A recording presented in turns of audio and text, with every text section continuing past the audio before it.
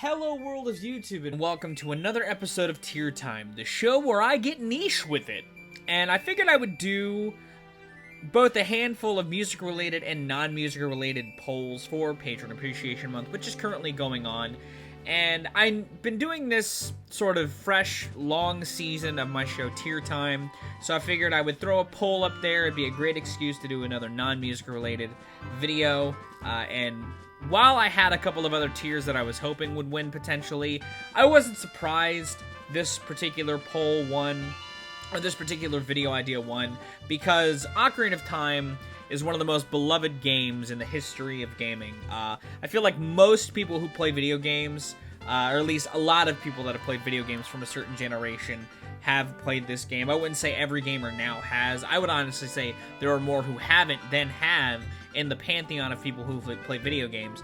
But there is... Ocarina of Time is one of those games that really shaped a lot of tastes, you know? And that's because for as hard of a, gamble it is to change your franchise into 3D, or at least as hard of a gamble as it was at the time, I feel like Zelda really stuck the landing. While there are components of this game that I would agree have aged rather poorly, a lot of this game holds up incredibly well. I haven't played it in full in a long time, but that is something I hope to rectify by the end of this year. However, prior to that, I figured I would discuss the dungeons in Ocarina of Time in a tier fashion.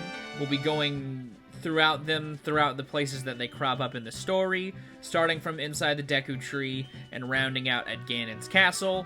I'll be talking about things that I like, things that I don't like, both from a design, gimmick aspect, how the items are incorporated, all that sort of stuff, the music, the boss battles, while also loosely talking about the story to connect the discussion points of each temple. And at the beginning of the game, you're a wide-eyed young man named whatever you name them, but canonically Link, as you finally get your fairy. Every Kokiri is supposed to get a fairy at some point. You've been the outcast because all of your friends have them, and you don't. However, Navi comes to you, and the great Deku Tree's friend Navi, and tells you, hey, something's up with the Deku Tree, man. You should really look into that. And you do. And he tells you a whole lot of shit before letting you go inside of him to vanquish the evil within him. And it's a great starter dungeon. Is it the flashiest dungeon in the game? No. But I feel like it's meant to be a tool. You just got your sword and shield. You're really starting to get the tools that you need to at least have a foundation to build upon. And within the Deku Tree, you get to test those fundamentals while learning more of the basics. You've got the breaking of the webs with the flames and with the height. You've got the climbing of the tree before diving down to the bottom. It's a very easy temple to just kind of get your feet wet, get the palate ready for a meaty adventure. And it does its job. Its boss is Goma. I like Goma. As a child, I was scared of Goma because it was a spider, and I had a spider fear as a kid. But yeah, it's solid. It's a really solid dungeon. Is it my favorite? No. But is it awful? No, it's fine. I will say it sets up the stage very, very well. Into the Dongos Cavern by the Goron village, a part of the game that I adore wholeheartedly, not just because I love the Gorons. I love Darunia. I think that it's a fun moment when you meet him and play him Saria's song. I think that honestly, the Goron Palace is one of my favorite areas of the game. But the Dongos Cavern, I feel like, is a good step up from inside the Deku Tree as far as its design goes. It's got a little more stakes. It's got more hazards around. It's got more enemy types that are gonna really trip you up. It's got a lot of fun buildings that it adds to the foundation that this level built. It's got a fun little mini boss, a great boss with King Dodongo, a fight that is incredibly flashy and in a really nice, simple arena. It's a great cavern. It's a place where you get the bombs, a mechanic that you use throughout many pockets of the game ahead. It's a great second dungeon, and it's a good place for the adventure to take you. And after going through the Dongos Cavern, you find yourself in the Zora's domain, where you find out Princess Gerudo's gone missing, and you gotta make your way inside Jabu Jabu's belly. A dungeon that I don't like that much. I don't mind the escort mechanic. I know as a kid, though, I really hated it. I also don't really like the mini-boss of this dungeon all that much. I feel like it's kind of one of the more underwhelming ones. It's kind of just a simple one-sided boss fight. You know, I don't feel like it's as dynamic as the one from Dongos Cavern. It's not like an awful dungeon. I think that it's cool in concept, you know, going inside of this giant whale and combing around its insides for stuff. It's where you get the boomerang, you know, and I could see some of the imagery within being a little off-putting for some people, but I don't hate it that much. I just don't like a handful of elements to this. I think that the boss fight to it is neat, but it's also not my favorite boss fight in the game. You know, I don't hate a lot of the elements at play, but there's a decent amount on inside of this dungeon that more turns me away than it does entice me to be excited to replay it as the years have gone on. I feel like it's definitely a point where it's got interesting components, but they don't always come together. I'm gonna put this in the C tier. It's not bad, it's just not my favorite. It's easily my least favorite of the kids' dungeons. Now, putting the Temple of Time in here feels like kind of a non-entry. It's a point where it's just a vessel. You know, it's very important for the story. Not a whole lot going on as far as things to do here.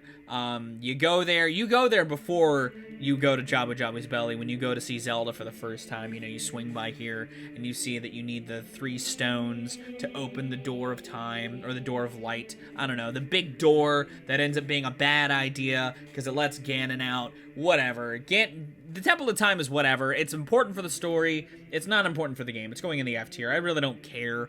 You know, its importance makes sense. I just don't care about it enough to put it any higher because it's a non-entry. I just put it here for the sake of consistency for the topic at hand. So after picking up a big old sword and getting locked away for 7 years by some old guy, you become an adult, and you're now tasked with fixing this mess.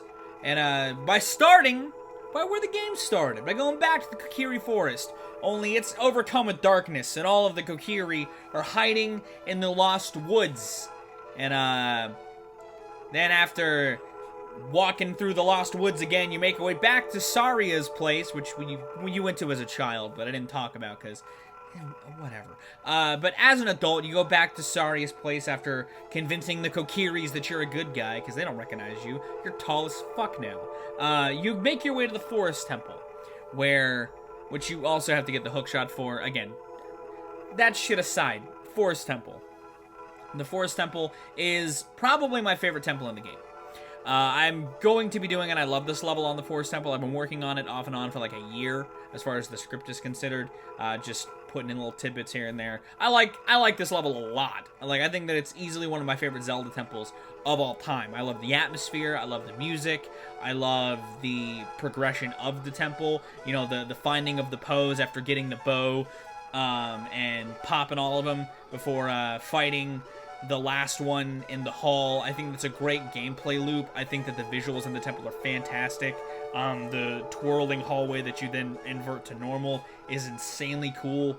I just think that it's a great looking temple. It's got a great vibe, and it's easily my favorite temple in the game. Easily my favorite temple in the game is Forest Temple, and one of my favorite Zelda dungeons of all time is the Forest Temple.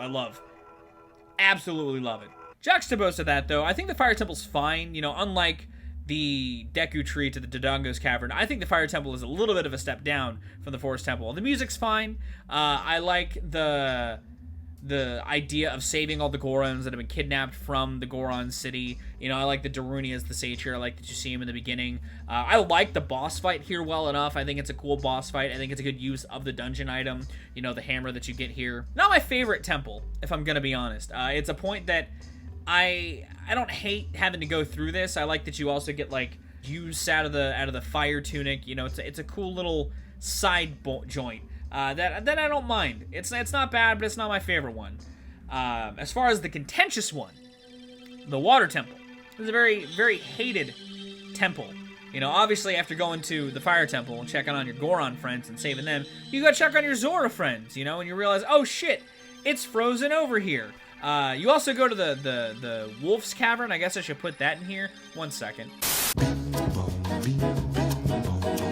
Listen, if I'm including shit like the bottom of the well, I gotta include the Ice Cavern, right? And the Ice Cavern's fine. I actually love the look of this place.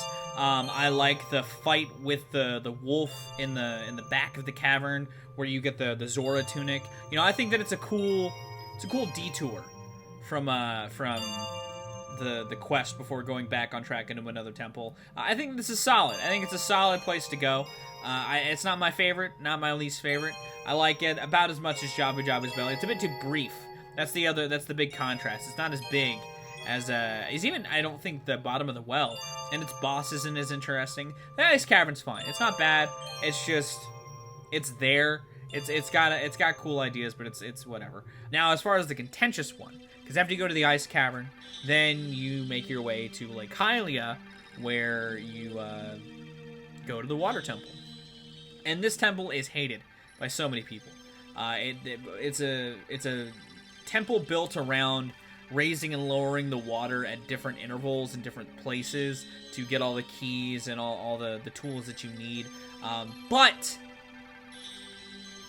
it has easily my favorite mini-boss in the entire game. The Shadow Link fight is like one of the best fights in the game. It's a really great set piece. It's a cool fight.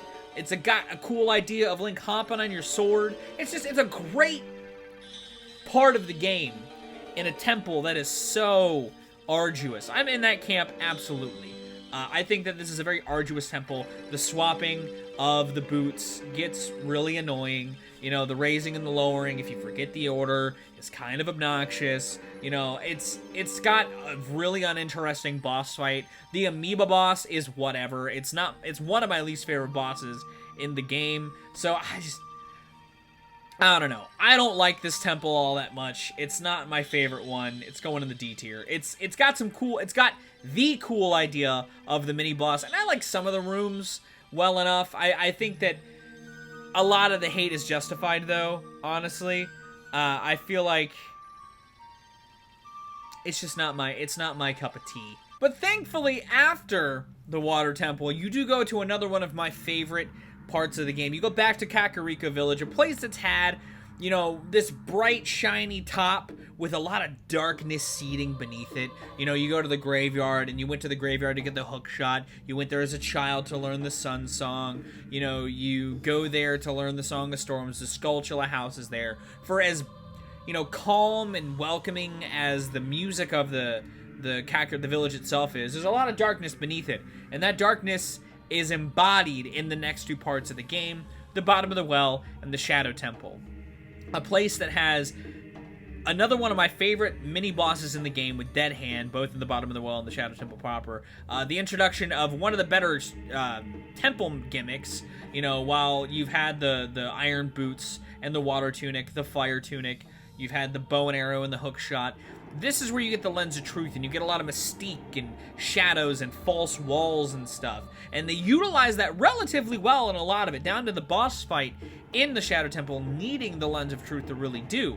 The Bottom of the Well is a great introduction to those ideas, though, by having some fun, you know, fake walls after fighting the Dead Hand to get the Lens of Truth. The Dead Hand itself, super terrifying boss. Everyone that kind of has played that game has nightmares of the hand holding you while the lurching tall figure makes its way to you before trying to take a bite out of you. It's a terrifying image that you then get to conquer as an adult by getting into the Shadow Temple proper. But this Bottom of the Well, great introduction to it. This is going in the A tier. I love the Bottom of the Well very, very much.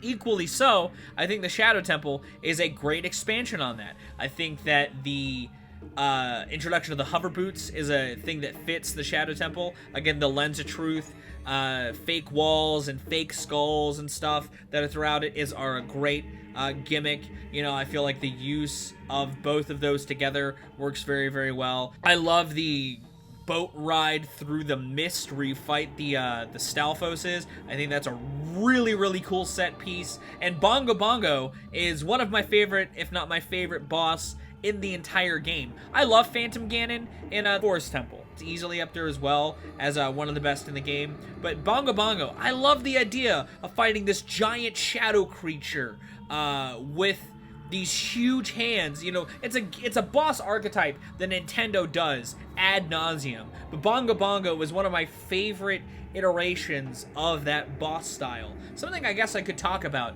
in another tier time. But yeah, Bongo Bongo is great, and this dungeon's great. S tier, fantastic stuff.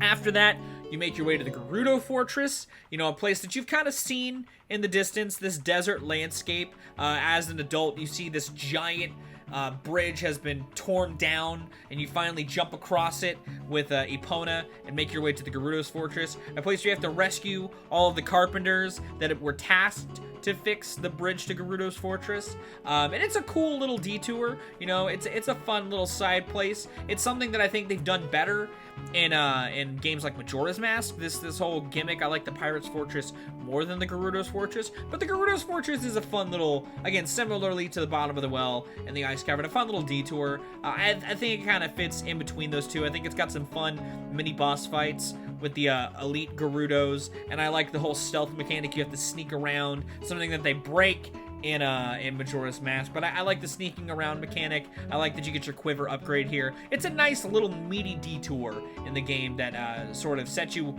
as the last bridge between one point of the game and the back half, because now the Spirit Temple introduces a concept that I'm amazed they don't do more, because they teased it in the interaction of these two. You go to the Bottom of the Well as a child before going to the Shadow Temple as an adult, but the fact that you have to go in and out of the temple as a child and as an adult is a concept I'm amazed they didn't do more with this game's whole gimmick being the Ocarina of Time. Yeah, you do time travel in the game as a core component of the story, but I was shocked that as an adult versus a kid, you don't interact with the temples quite like you do with the Spirit Temple. And it's a really cool concept. You know, on top of that, I think that the Mirror Shield stuff is really, really cool, and it plays into the boss fight very, very well. It's also got another one of my favorite boss by diverting Kome and Kotake's energy into each other. It's also got one of my favorite mini boss fights with the Iron Knuckle. It's a good set piece for the fight, and it's a very imposing fight. The Iron Knuckle feels as tough to fight as like the Dark Nuts in the original Zelda game. It's a really good boss fight. I also haven't talked about the music as much as I thought I would, even though I do love this soundtrack. Stuff like the Shadow Temple's excellence isn't made that much better by its music. Adversely, while I like the Water Temple's theme, it doesn't save it from being an arduous mess. I do think the Spirit Temple's theme, though, is really well orchestrated and enhances the sort of stakes that feel raised by entering the final dungeon of the game. I like the Spirit Temple a lot. Do I like it as much as these two? I don't know. If only because while it's cool that you go to there as a kid to get an item that then throttles you into the back half of the dungeon as an adult, I kind of wish there were a little more. I also wish there were a little more of that in the game. But I like this temple a lot. I think it's going to the A tier. I like it a lot. I think it's a really good, again, step up from its side place, while also having a mechanic that I kind of wish were integrated more into the game. Now, as far as Ganon's Castle, the finale, the final set piece of the game, the final gauntlet at which you have to go through to make your way to Ganondorf before making your way back down with Zelda to fight Ganon. It's a cool area. It's a good final boss zone. You know, it's a place that has a bunch of mini pocket areas that you have to go through while saving the sages before fighting Ganondorf. Another boss fight that I think is a good payoff moment from the planting in the Forest Temple. It's got great music. It's got a really good use of the graphics of the game. I think that it looks gorgeous for what it's on. I think that the visuals in it are really, really gorgeous. Like this floating castle above this crater of the earth is a great visual. It's a cool area. You know, it's not my favorite area of the game. I feel like the build-up gets a bit much I know that you're supposed to save all of the sages, but I think they kind of streamlined it a little bit better in Majora's Mask, personally, similarly to the Gerudo Fortress. It's not my least favorite area of the game. It's a very solid finale, and it's a fitting sort of place to end it. But yeah, it's a good place. It's a really solid final portion of the game, and I feel like it's a good end at the very least, which is all that this game that has you going all throughout this could have asked for. And that's kind of it. That's my tier time. That's my rankings of the Zelda dungeons. The Forest Temple and the Shadow Temple are my favorites. You got the Dongos Cavern, the bottom of the well, the Spirit Temple, then these 4, then these 2, and the Water Temple, and then the Temple of Time. What do you think of this? What do you think of Ocarina of Time? Do you love this game? Would you rank these temples differently? Let me know in the comments down below. If you liked this video, be sure to give it a like. If you want to see more of my music, gaming, and general nerdery content, be sure to subscribe. Special thanks to my patrons if you want to join the ranks to get early access to content, exclusive content, or to help drive the community. It's linked in the description. I'm going to get out of here, though. Thank you again so very much for watching. I've been Viral Rack. You guys have good days, lives, and situations, and I'll see you another day.